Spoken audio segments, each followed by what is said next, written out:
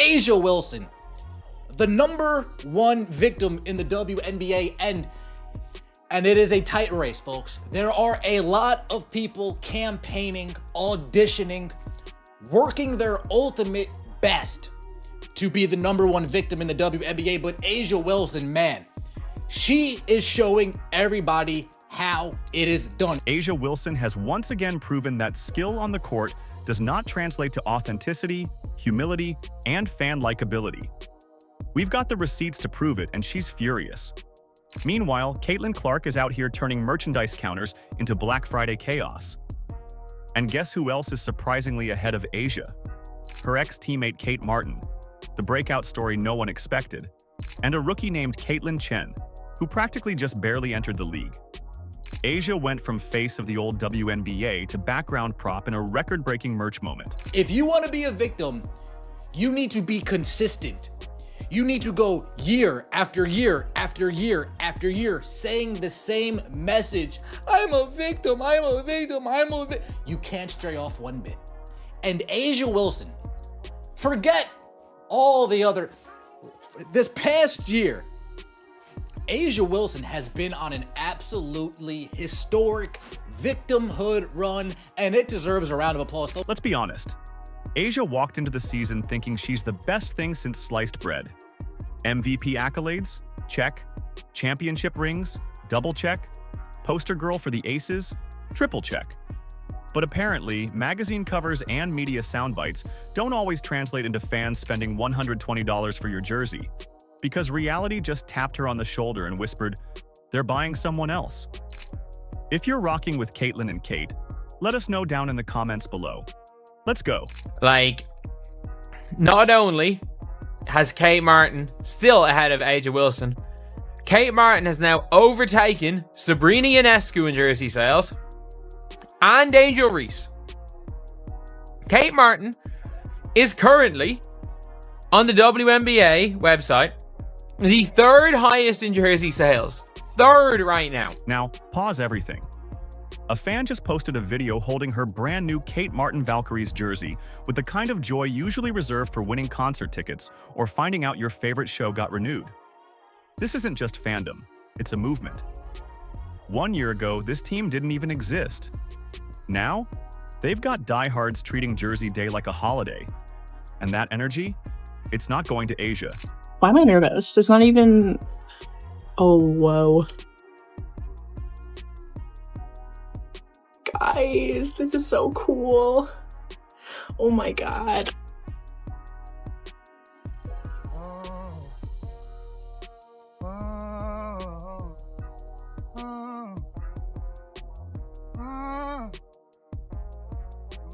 Kate Martin, who once played in Asia's shadow, is now outshining her in merchandise numbers for 2 years in a row. It's like your backup singer dropping a solo album and going platinum while your tour stalls. And Kate? She's loving every minute of it. Her jersey's on fire, and Asia? She's probably somewhere practicing her "I'm happy for her" face in the mirror. Now that I've received my Kate Martin Valkyries jersey, it hit me that the Valkyries will be playing in May. 1 year ago, we were just hearing about the Valkyries, and I ran to Chase Center and got myself a t-shirt because I was so excited. I wanted to rep the team day one, and now I have a jersey.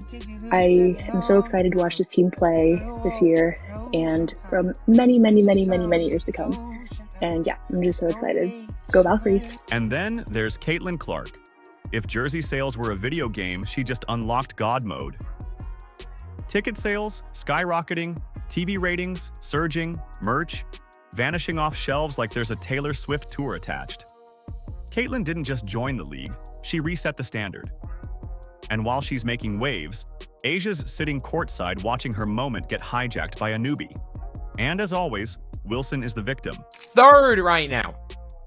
Third is Kate Martin for the Valkyries. And do you want to know what the crazy thing is? If you're looking at Fanatics, there is a Valkyries player. There is, in fact, a Valkyries player who is top 3. And it's not Kate Martin. But wait, it gets more awkward. Caitlin Chen, who was basically a footnote during the draft while the cameras obsessed over Paige Buchers, is out here breaking into the top jersey sales list. People can't even spell her name right and still want to wear it. The hype around her is so real, search engines are working overtime just to keep up. And it's not Kate Martin. It is Caitlin Chen. UConn fans and Iowa fans are different. And at least one thing I will say, in the WNBA's website, in fact, you have got,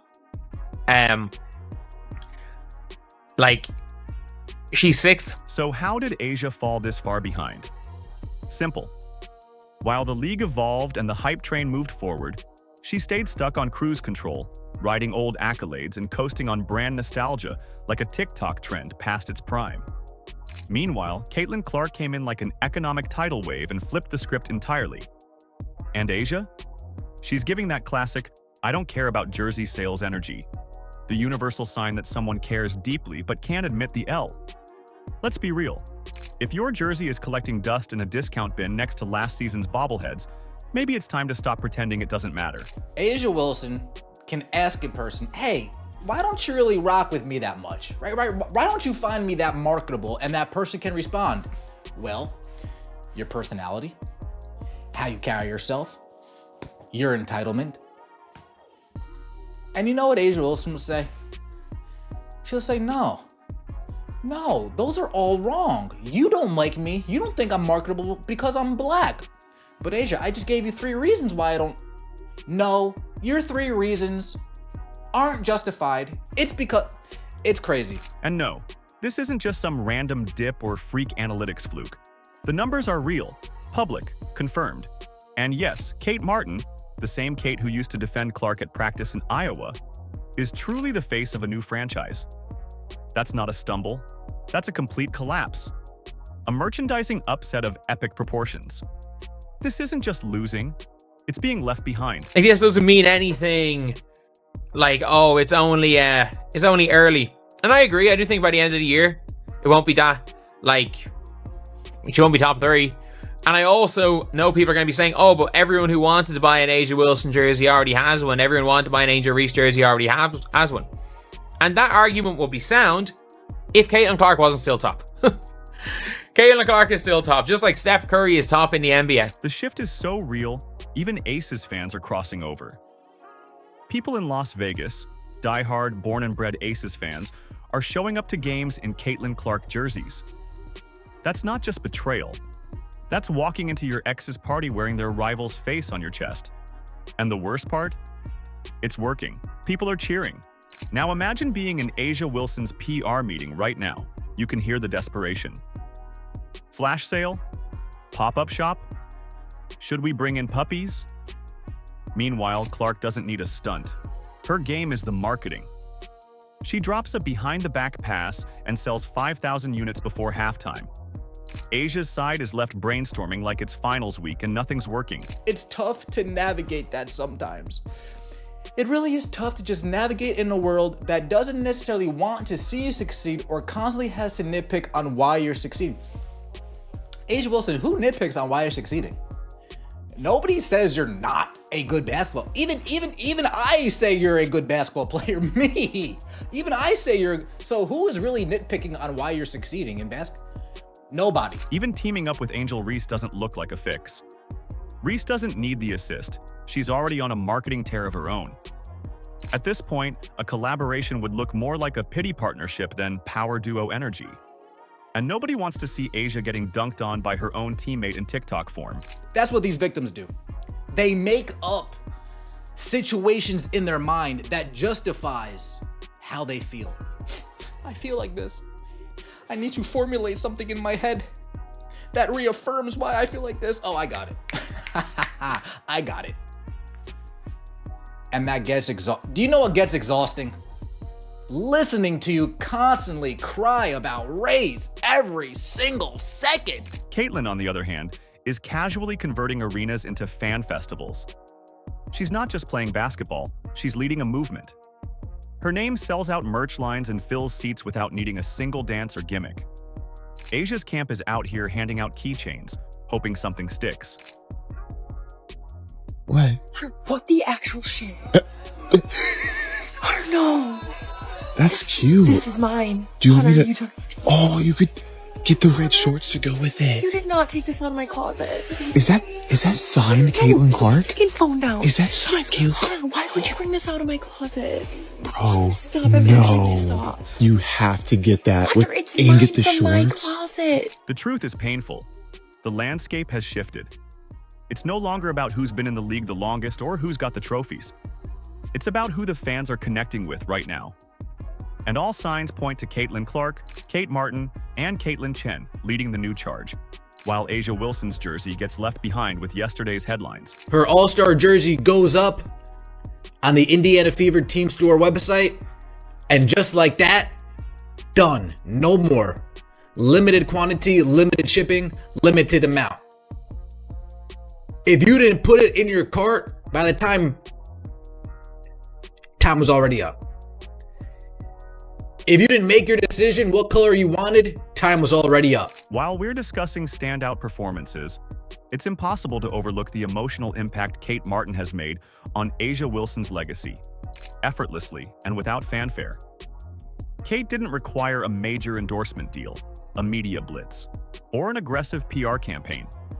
She seized a moment, and fans embraced her as if she were the next big thing in women's basketball. Now, she's beaming from the top of the merchandise sales charts, while A'ja's team is posting ambiguous motivational messages like, "Trust the process," and "The grind doesn't stop," which often translates to, "We're scrambling" in athlete lingo. You work so hard, but you still have to work 10 times harder just to be seen. So when we can have our counterparts speak up, it speaks volumes to me, because they're in spaces where my path is never supposed to go.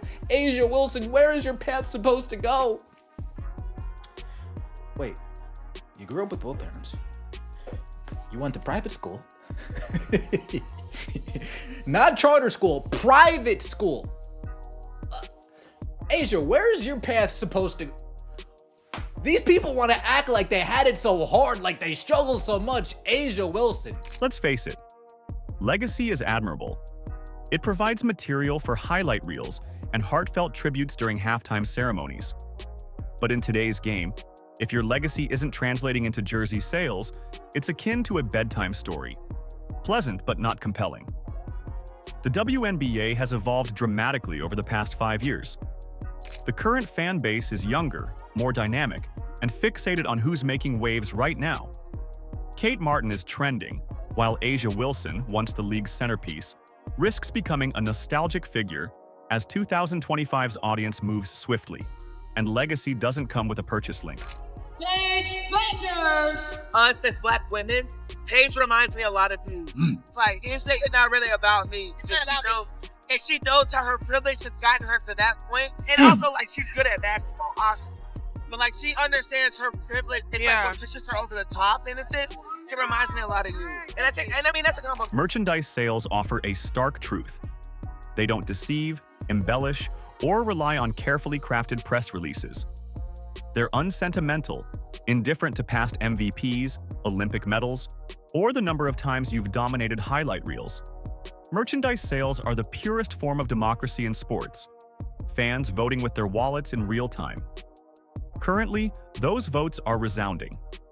They're favoring the newcomers, the rising stars, the game changers rewriting the narrative. You know, a lot of people say that Caitlin Clark moves the needle. That is wrong. She is the needle. She dictates. We all know what she's done on the floor. It's history, right?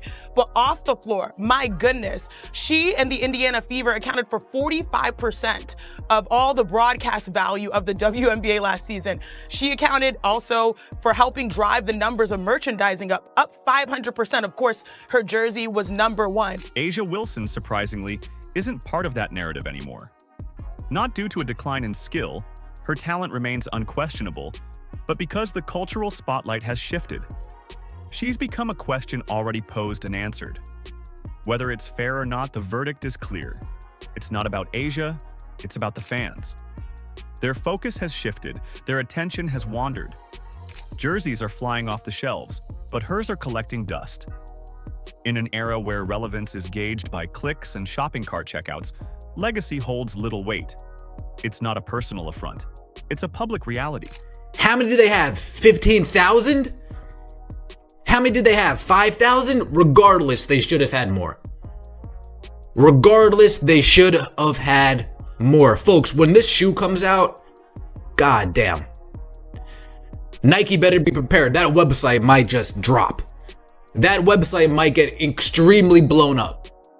People are going to be rushing to that website to make sure they put the CC1s in their basket before it's completely sold out. Fans aren't turning away from A'ja Wilson because she's lost her prowess on the court. She's still a formidable presence and a respected figure in the league. However, the WNBA's energy has transformed, and she hasn't adapted. The league is undergoing a metamorphosis, a cultural and stylistic shift that's leaving behind those who resist change. A new generation has emerged, bold, unfiltered, and unapologetically authentic. The WNBA isn't about playing it safe anymore. It's about raw emotion, drama, and above all, authenticity. Real recognizes real. That's why fans are gravitating toward players like Caitlin Clark and Kate Martin. They bring flair, passion, and unpredictability, not just impressive stats. Their jerseys are selling rapidly, while seasoned players, though still respected, are beginning to feel like relics of a bygone era. This isn't a matter of skill, it's about evolution. The WNBA has entered a vibrant, chaotic new chapter, and the spotlight is following those who resonate with its rhythm. A'ja Wilson can go up to a person, hey, why don't you like me? Why don't you think I'm marketable? Because you're arrogant? Because you're full of yourself? Because you're two-faced? Because you're fake? I think those are some pretty good reasons. So, what's next? A'ja could embrace the role of the antagonist. Own it. Stop pretending everything is fine and start reshaping the narrative. Audiences love drama. They thrive on compelling comeback stories. But the issue is, A'ja continues to act as if she doesn't need one, as if she's somehow above the turmoil. That mindset is precisely why she's been outpaced. In the sports world, where every move is scrutinized and every highlight replayed endlessly, maintaining a facade of indifference leads nowhere. The game moves swiftly, and A'ja's demeanor suggests she's untouchable, when in reality she's on the sidelines of cultural relevance. The truth is painful, especially when it's reflected in sales figures.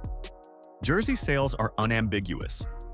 In 2025, they're narrating the story of A'ja Wilson being left behind, not due to a lack of talent or achievements, but because the fans no longer feel connected to her. And if the fans aren't feeling you, they're not buying from you, period. This isn't a complex philosophical issue. It's straightforward economics. If your brand fails to connect, your market value declines. Currently, A'ja's market value is diminishing, not because she's underperforming, but because the narrative surrounding her feels outdated. Fans crave excitement, drama, and stories worth following. A'ja, however, seems too preoccupied with maintaining an image of being above it all. But you know what A'ja Wilson would say? No. No. No. Those aren't good enough for me. In fact, I think those are all wrong reasons. I think the real reason is because I am black. But A'ja, I just told you. No, it's because I'm black. And then we add on top of all of these quotes. Meanwhile, Caitlin Clark is building a merchandise empire that rivals top celebrities. She's single-handedly keeping print shops bustling. Kate Martin is experiencing her Cinderella moment, transitioning from overlooked to overbooked faster than you can say brand ambassador. Caitlin Chen? She's skyrocketing in popularity, becoming a viral sensation. People aren't just checking her jersey sales, they're emulating her style. Then there's A'ja Wilson. She's observing all of this from the periphery of the merchandise leaderboard, like someone who arrived late to a party only to find the buffet already cleared. Here's the harsh, albeit amusing, reality. If jersey sales are the new scoreboard, A'ja Wilson hasn't just lost the game. She's been benched more decisively than a backup quarterback in the Super Bowl. And let's be honest, no one's compiling highlight reels of her sales figures. If you're rocking with Caitlin and Kate, let us know down in the comments below. Like, subscribe, and turn on all notifications so you never miss out. Click the video on the screen, and we will see you in the next one.